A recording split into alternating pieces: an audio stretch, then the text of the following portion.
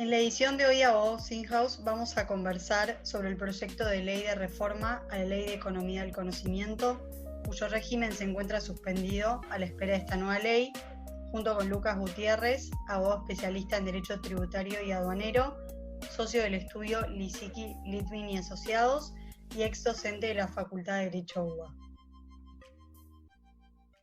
¿Qué tal, Lucas? ¿Cómo estás? Gracias por Augusto. acompañarnos en este encuentro.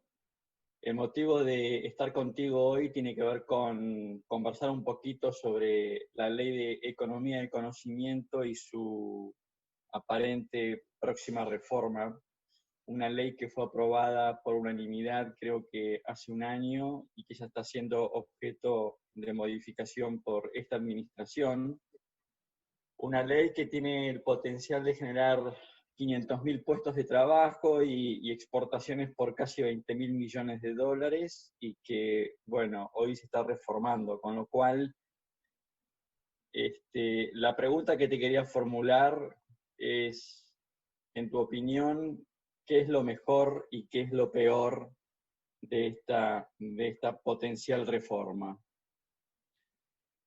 Augusto, ¿cómo estás? Mirá, para resumirlo con dos títulos, lo mejor es que se flexibilizan el cumplimiento de ciertos requisitos para empresas pymes y micro. Hay una también ampliación de lo que es la actividad promovida, donde se contempla, por ejemplo, aquellas empresas que no cumplan, en general, sin distinción de tamaño, aquellas empresas que no cumplan el porcentaje mínimo de facturación exigido como actividad promovida, se permite igualmente la inscripción en el Registro Nacional de Beneficiarios, en la medida que acrediten sí, la inversión en tecnología, en innovación, que agregan valor agregado en estos aspectos, ¿no? De tecnología e innovación en la prestación de sus servicios o en la producción de bienes. Eso es un punto positivo. Ahora bien, el punto negativo y el gran, digo yo, retroceso viene de la mano de los beneficios que contemplaba originalmente la Ley de Economía del Conocimiento, la Ley 27.506, que en definitiva nunca entró a regir. Realmente en ese sentido se observa que hay una mirada, o hubo una mirada muy mezquina a la hora de reconocer o mantener esos beneficios que primigeniamente, como bien vos señalás, fueron aprobados por unanimidad en el Congreso Nacional. Bien. Esta ley, o mejor dicho, esta reforma, en tu opinión, ¿tiene como, podríamos decir, nombre y apellido? Yo no diría nombre y apellido, pero sí hay un sesgo, podemos decir que hay un sesgo político o ideológico,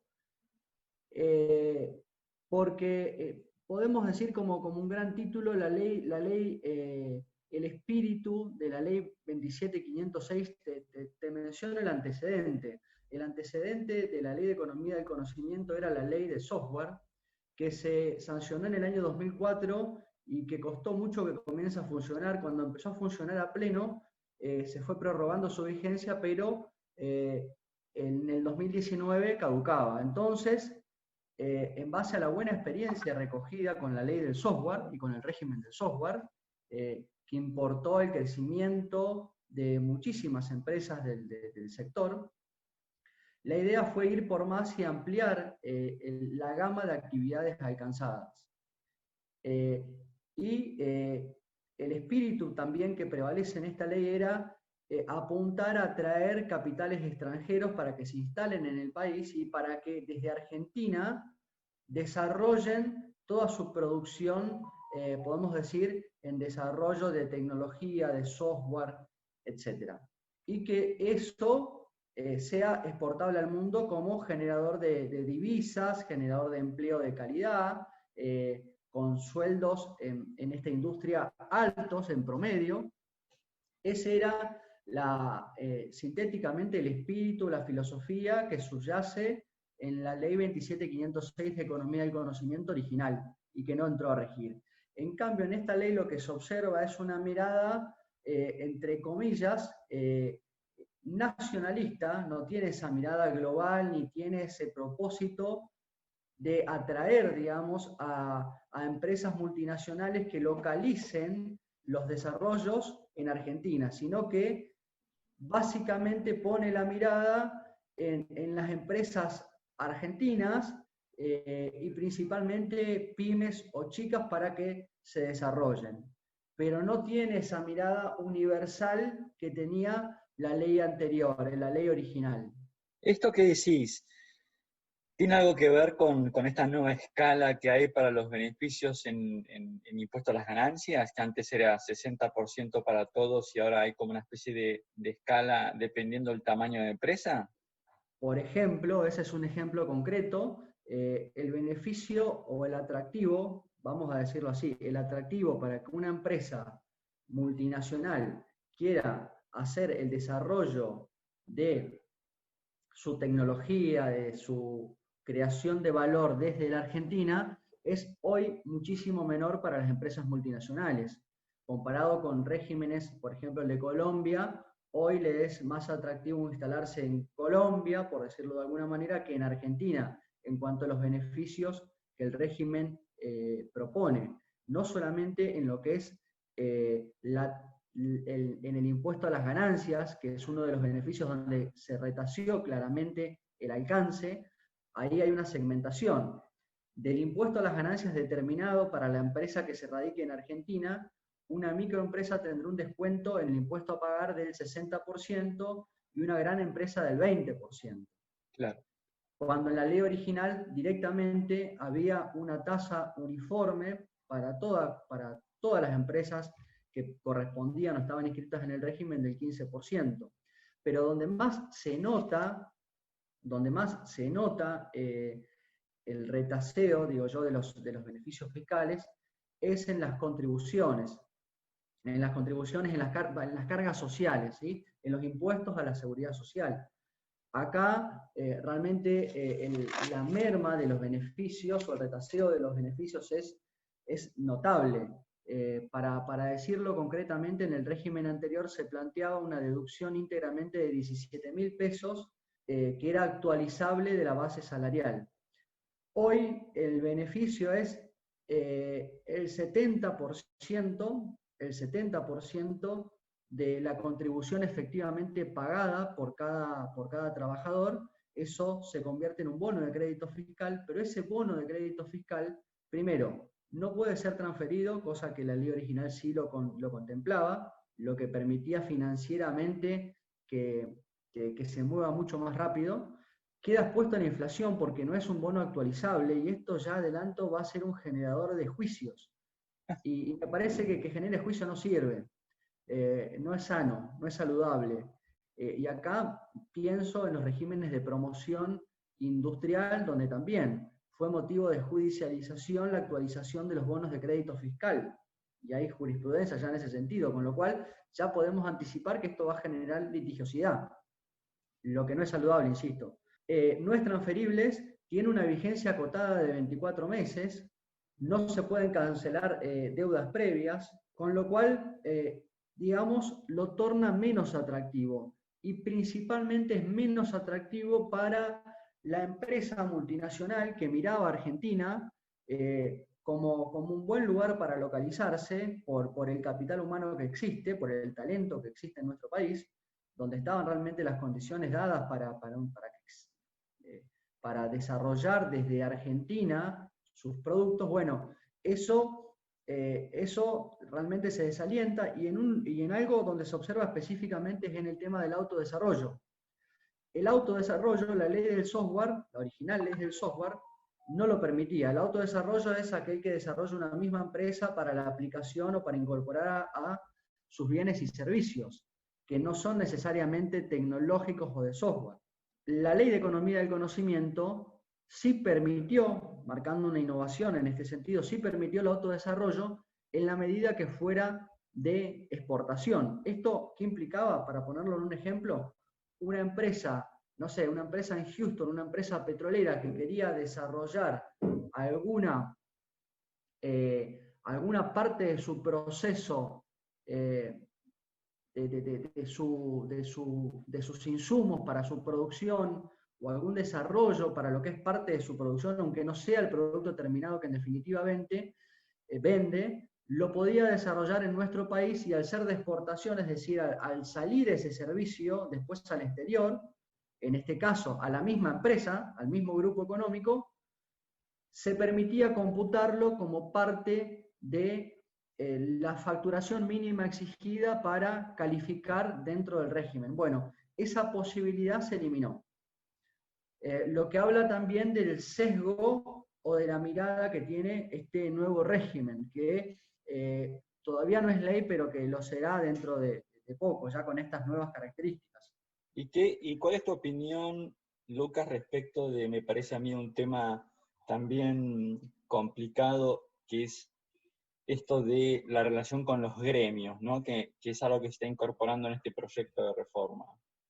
Bueno, la mención que haces me parece que es sumamente relevante. El régimen actual, el régimen que se proyecta exige la revalidación anual, donde se van a verificar todos los requisitos.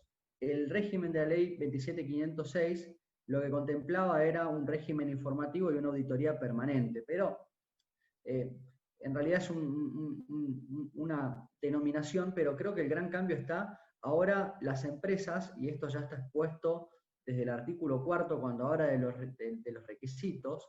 Lo primero que menciona es: deben ser empresas, porque este es un régimen que apunta a empresas, no a las personas humanas. Deben ser empresas que tengan un correcto cumplimiento fiscal, previsional, laboral, sindical o gremial.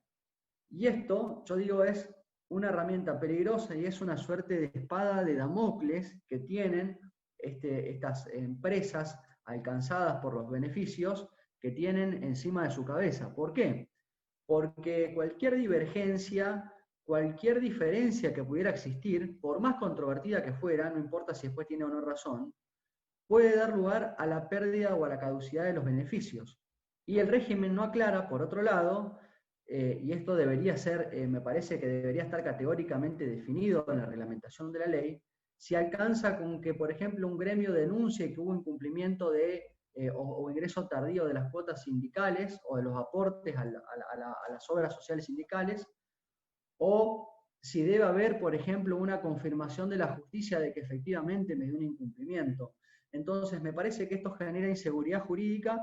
Insisto, es una espada de Damocles que tienen las empresas en su cabeza, que si se denuncia el incumplimiento de alguno de estos requisitos, repito, de índole previsional, gremial, laboral, puede ocasionar la pérdida de los beneficios. Y el costo puede ser enorme. Entonces, realmente están trabajando o van a tener que convivir en el desarrollo de la actividad con un riesgo enorme, cuando, por ejemplo, sabemos que en el plano laboral realmente la litigiosidad es altísima y muchas veces los reclamos pueden ser justificados o pueden ser meramente especulativos. Entonces, esto realmente genera incertidumbre a la empresa que va a decidir invertir en el sector. Mucho menos Además, será para una empresa que tiene que tomar la decisión de instalarse. Porque pero además, si hay algún sector de la economía en general que justamente está absolutamente en contra de lo que es la sindicalización y la agremiación, me parece que justamente es la industria del software, ¿no? Que son todos chicos jóvenes que lo que menos les interesa es la representación sindical. Eso Con es lo lo cual, peor. lo cierto es que pareciera ser que acá es como que el diablo metió la cola y esto va a ser un problema serio, porque la verdad es que aun cuando al inversor extranjero le ofrezcas los beneficios fiscales más atractivos, el hecho de haberle introducido este requisito hace que probablemente el inversor decida tener menos beneficios fiscales, pero ir a otro país, donde no tenga que estar atado, ¿no es cierto?, a estas, me parece, a estas exigencias un poco ridículas, en mi opinión, ¿no? No, totalmente. Das en la tecla. Si nos preguntamos a qué interés responde esto, bueno, está claro que no está acá representado en esta cláusula, no está representado el interés de las personas que trabajan en este sector, sino que está el interés pura y exclusivamente sindical, que acá metió, como decís bien vos, metió la cola. Y esto obviamente el inversor lo ve y es un riesgo y una contingencia realmente que no se puede pasar por alto, y a la hora de decidir una inversión creo que es un punto muy, muy negativo. Y aparte, insisto, al ser tan abierta, o sea, hablamos de incumplimiento laboral, es tan amplio o es tan fácil incurrir en algún tipo de incumplimiento, es tan fácil que realmente por más amplios que sean los beneficios, que acá no lo son tantos, en comparación, como lo mencionaba recién, aún siendo amplios, realmente se pueden desmoronar en cualquier momento. Entonces ese es un riesgo que no creo que alguien con un poco de sentido común esté decidido a incurrir. Realmente, y acá no nos tenemos que olvidar que estamos en esta materia, estamos compitiendo con Brasil, estamos compitiendo con Colombia, estamos compitiendo con Uruguay, estamos compitiendo. Entonces, me parece que meter en esta materia, de nuevo, intereses mezquinos, intereses políticos, intereses sectoriales no de los mejores, me parece que es el título un grave retroceso con respecto al régimen original, que en definitiva nunca comenzó a regir. Ahora, a todo esto se suma incluso, corregime si me equivoco, esto de una suerte como de inestabilidad fiscal, esto de que el gobierno en sus 3 niveles podría dejar sin efecto alguno de los beneficios. ¿Estoy equivocado o es así? No, es así. En realidad, el régimen original contemplaba una estabilidad fiscal por 10 años de toda la carga tributaria que tenga la empresa al momento de solicitar la inscripción en el registro. ¿Esto qué implicaba? Que yo, cuando presentaba la solicitud de inscripción, cualquier aumento posterior de cualquier tributo nacional no me podía afectar a mi actividad. ¿Por qué? Porque yo adquiría la estabilidad o el derecho a pagar los tributos que estaban vigentes al momento en que solicité mi inscripción. Y se invitaba a las provincias, ¿sí?, a adherirse, a dictar normas de adhesión incorporando el mismo beneficio, para que se aplique básicamente al impuesto sobre los ingresos brutos. Así lo hizo la Ciudad de Buenos Aires, y muchas provincias fueron dictando normas de adhesión, por ejemplo Mendoza, Jujuy. ¿Qué hizo el proyecto de reforma de esta ley? Prácticamente lo redujo a algo muy chiquito, que es el beneficio de la estabilidad fiscal, que únicamente va a alcanzar a los beneficios propios del régimen. O sea, la estabilidad fiscal no van a ser todos los tributos, sino la estabilidad fiscal van a ser o va a circunscribirse a los beneficios efectivamente reconocidos por el régimen, y no más que eso. ¿Esto qué significa, en otras palabras? Que pueden aumentar, por ejemplo, aumentar las cargas sociales, y eso no va a tener ninguna incidencia, digamos, en la inversión. O sea, la empresa que está incorporada al registro va a tener que hacer frente a esa nueva carga tributaria. Si aumenta el impuesto, la tasa del impuesto a las ganancias, va a tener que pagar la nueva tasa del impuesto a las ganancias. Si aumenta el IVA, la alícuota del IVA, va a tener que pagar la nueva alícuota del IVA, porque no queda alcanzado por los beneficios. No queda alcanzado por los beneficios. Y obviamente, y acá de nuevo aclara, y acá de nuevo machaca la norma, el proyecto de reforma, de nuevo vuelve a resaltar, cuando se refiere a este aspecto en concreto, que siempre que se cumpla la revalidación anual y se verifique de nuevo, y se insiste, lo repite, fíjate vos la importancia que le está dando, el cumplimiento de las obligaciones laborales, previsionales, sindicales, etc. Es Con decir, lo que cual, esta idea que había de crear una suerte como de Silicon Valley en Argentina es como que se desvanece con todo esto, ¿no? podemos decir que se desvanece, o sea, quedó muy lejos, esto está muy lejos de la idea original, de la idea que los legisladores aprobaron unánimemente hace nada, año y medio. Realmente está muy lejos de eso, y el espíritu que primó y que, como decía, subyacía y estaba presente directamente en la ley anterior, que tenía dos características: era amplia en cuanto a las actividades que alcanzaba y generosa en cuanto a los beneficios, realmente era atractiva.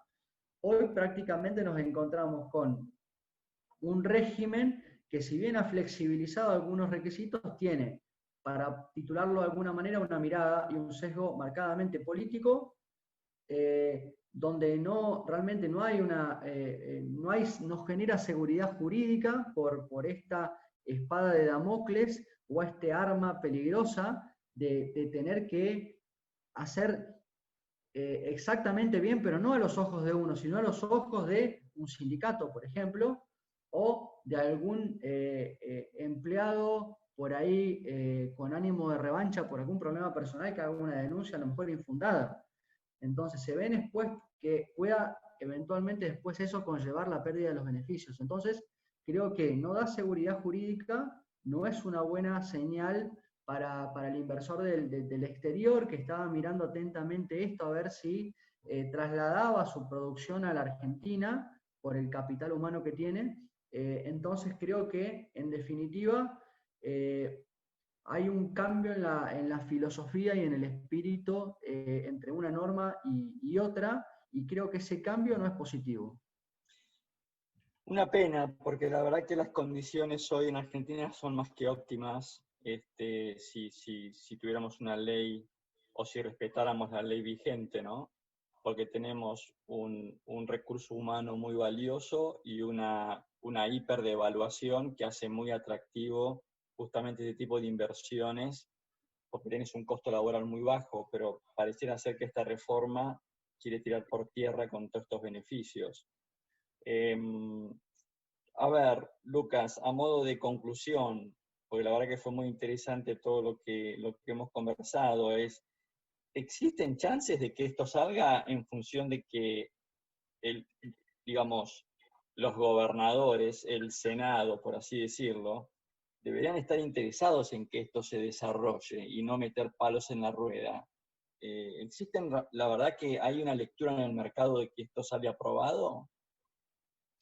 Yo creo que va a salir aprobado, se va a aprobar, y de hecho estos cambios fueron y se trató porque hay una presión y existe una presión muy grande para que este tema se apruebe, salga de una vez por todas, pero realmente con los condicionamientos que existen, con el poco esfuerzo fiscal de parte del Estado para incentivar esta actividad muy importante, donde realmente podría haber significado un trampolín para Argentina en términos de desarrollo, me parece que la mirada mezquina acá prevaleció, y obviamente esto va a ir en detrimento del régimen, va en detrimento de las inversiones, va en detrimento del desarrollo de este sector, y al contrario, sumando a que en este momento tenemos un contexto de cepo, lo que va a terminar provocando en definitiva, en lugar de aprovechar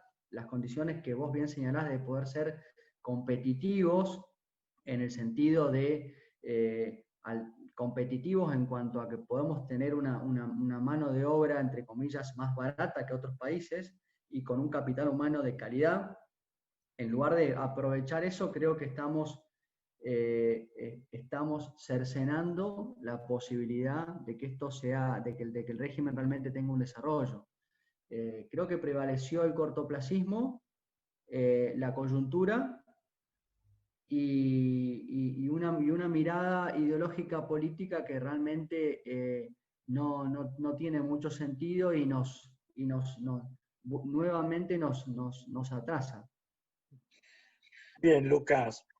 Bueno, como siempre, muy agradecido de habernos dedicado un poco de tu tiempo para esta charla. La verdad que ha sido muy interesante y espero que sea útil para nuestra audiencia. Así que aprovecho para mandarte un fuerte, fuerte abrazo y nos volvemos a encontrar en otro podcast, ¿te parece? Encantado, Augusto, un placer charlar con vos. Muy buena tus preguntas, tus comentarios, la verdad que muy, muy atinado para poder enriquecer esta linda charla.